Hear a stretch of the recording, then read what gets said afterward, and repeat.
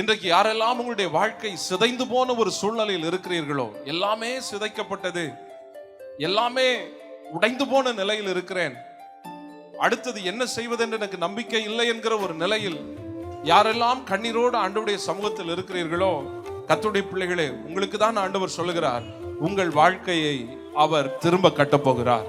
ஹல்லேலூயா. என் வாழ்க்கை எவ்வளவு நல்லா இருந்தது, என் குடும்பம் எவ்வளவு ஆசீர்வாதமா இருந்தது, யார் கண்ணு பட்டதோ தெரியல, இன்றைக்கு இவ்வளவு மோசமான நிலைக்குள்ளாய் நான் தள்ளப்பட்டு இருக்கிறேன்.